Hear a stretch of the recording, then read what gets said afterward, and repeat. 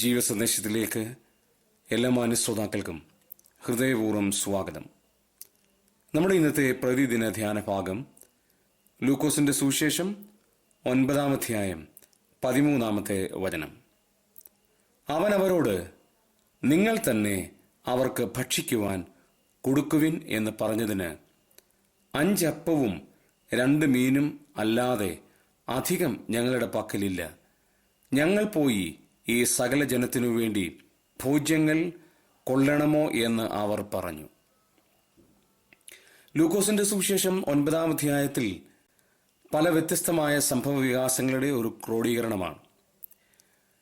പന്തിരുവരെ കർത്താവായ യേശുക്രിസ്തു നിയോഗിക്കുന്നതും യോഹന്നാൻ സ്നാപകന്റെ മരണവും യേശു 5 അപ്പം കൊണ്ട് സ്ത്രീകളെയും പൈതങ്ങളെയും കൂടാതെ 5000 പേരെ പോഷിപ്പിക്കുന്ന കാര്യവും പത്രോസിന്റെ മഹത്വകരമായിരിക്കുന്ന ഒരു ഏറ്റുപറച്ചിലും ശിഷ്യത്വത്തിന്റെ വ്യവസ്ഥകളും അതുപോലെ തന്നെ മറുവ മലയിൽ സംഭവിക്കുന്ന കാര്യങ്ങളും ശിഷ്യന്മാർക്ക് കർത്താവ് നൽകുന്ന ചില പാഠങ്ങളും അങ്ങനെ പ്രക്ഷുബ്ധമായിരിക്കുന്ന ആത്മീക ആശയങ്ങളുടെ ഒരു കലവറയാണ് ലൂക്കോസിന്റെ സുവിശേഷം 9-ാം അധ്യായം.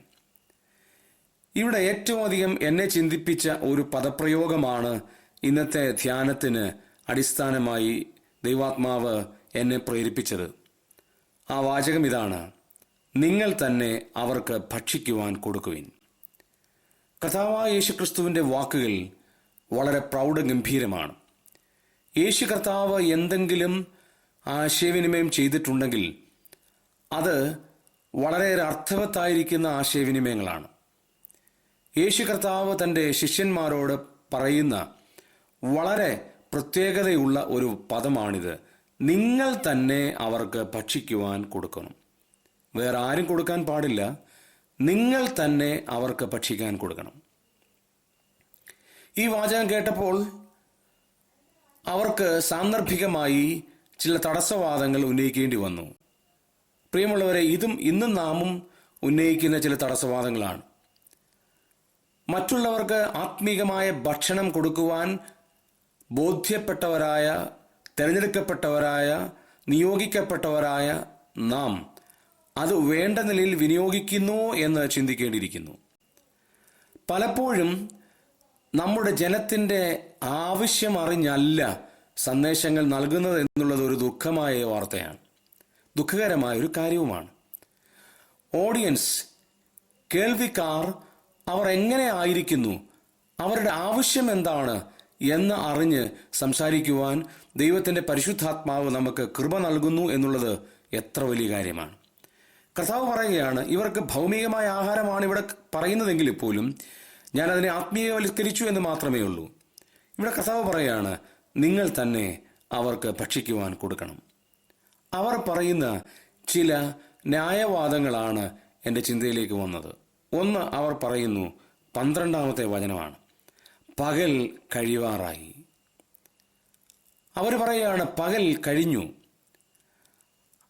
ഇനിയും രാത്രിയാണ് വരാൻ പോകുന്നത്, ഒരു പകൽ കഴിയാൻ പോവുകയാണ്.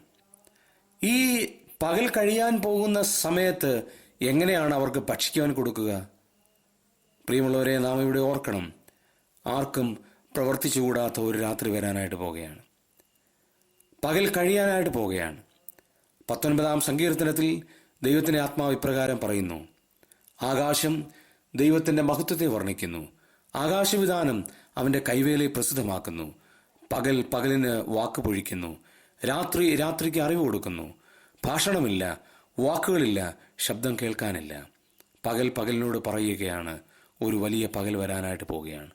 രാത്രി രാത്രിയോട് പറയുകയാണ്, ഒരു വലിയ രാത്രി വരാൻ പോവുകയാണ്. ആർക്കും പ്രവർത്തിച്ചു കൂടാത്തൊരു രാത്രി. അതിനു മുമ്പ് നാം ഭക്ഷിക്കുവാൻ കൊടുക്കണം.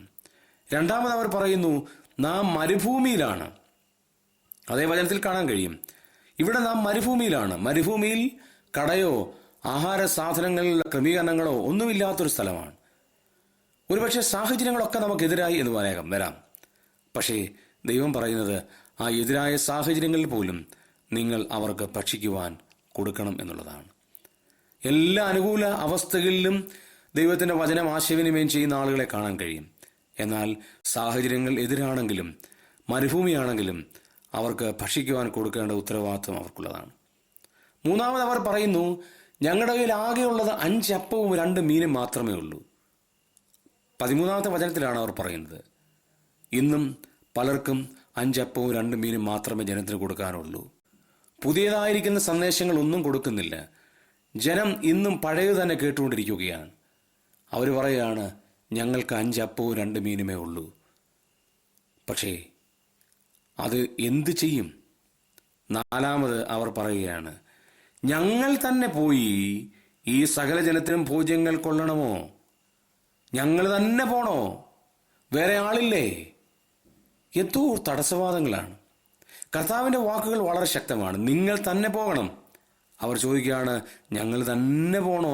ഈ സകല ജനത്തിനു വേണ്ടി ഞങ്ങളാണോ ആഹാരം കൊടുക്കേണ്ടത്? ഞങ്ങൾ കേവലം 12 പേരേ ഉള്ളല്ലോ. ഈ ഒരുപാട് പേർക്ക് ഞങ്ങൾ എങ്ങനെ കൊടുക്കും? ഒരു വലിയ ചോദ്യചിഹ്നമാണ്. പ്രിയമുള്ളവരെ, കർത്താവിന് അതിന് മറുപടിയുണ്ട്. നിങ്ങൾക്ക് ഉള്ളത് കർത്താവിൻ്റെ കയ്യിലേക്ക് കൊടുത്താൽ കർത്താവ് അത് അനുഗ്രഹപൂർണ്ണമാക്കി മാറ്റും. നമ്മുടെ കയ്യിൽ എന്താണുള്ളത്? 5 അപ്പവും 2 മീനുമേ ഉള്ളൂ. പക്ഷേ അത് കർത്താവിൻ്റെ കയ്യിൽ കൊടുക്കുവാനും എനിക്കിതേ ഉള്ളൂ എന്ന് പറയുവാനുള്ളൊരു മനസ്സുണ്ടാകണം.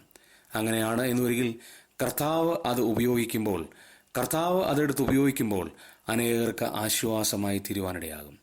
നമ്മുടെ കഴിവുകളല്ല, നമ്മുടെ യോഗ്യതകളല്ല, നമ്മെ തന്നെ കർത്താവിന് കൊടുക്കുമ്പോൾ ദൈവം നമ്മെ ഉപയോഗിക്കും. ഒരു കഴിവുമില്ല, ഒരു യോഗ്യതയുമില്ല, ഒന്നുമില്ലാത്ത ആളാണ് ഞാൻ എന്നൊരു പക്ഷേ നീ ചിന്തിച്ചെന്ന് വരാം. പക്ഷെ നിന്നെയാണ് കർത്താവിന് ആവശ്യം, നിന്റെ കഴിവല്ല. അങ്ങനെ കൊടുത്താൽ നിന്നെ അനേകർക്ക് പ്രയോജനഭവിക്കുന്ന ഒരു മാനപാത്രമാക്കി കർത്താവ് തീർക്കും എന്നുള്ളതിന് യാതൊരു സംശയമില്ല. അങ്ങനെ ആയിത്തീരുവാൻ ദൈവം നമ്മേവരെയും സഹായിക്കുമാറാകട്ടെ. ക്രിസ്തുവിൽ നിങ്ങളുടെ സഹോദരൻ റിജി കെ തോമസ് നെല്ലിയാടി.